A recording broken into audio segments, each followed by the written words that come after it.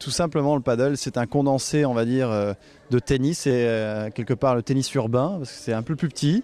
Et c'est 95% de tennis avec 5% de squash, parce qu'on a les murs derrière qui permettent à la balle, si elle nous dépasse, de revenir.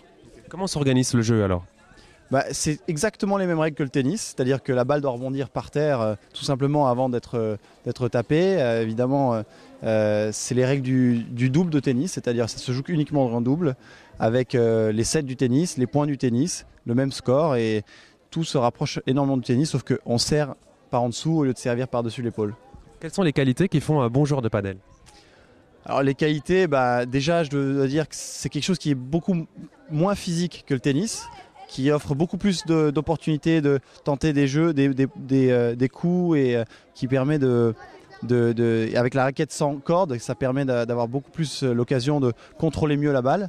Et la qualité principale, je crois, c'est d'essayer de s'amuser, c'est d'essayer vraiment de tenter des coups, des croisés courts, des lobes. Donc il n'y a pas besoin d'être très physique, il n'y a pas besoin d'être très rapide. La technique, elle a l'air compliquée, mais elle est beaucoup plus simple parce qu'il n'y a qu'une seule façon de frapper la balle, pas comme au tennis. Les meilleurs joueurs dans le monde depuis, on va dire, l'invention, c'est les Argentins. Et les Latins en général, quoi. Je crois que la hiérarchie mondiale, c'est les Argentins, les Espagnols et les Brésiliens, donc en 3e place. La France est 6e. Chaque année, on progresse et on a espoir cette année aux mondiaux de Murcia en Espagne, pour la première fois, espérer entrer dans le top 5.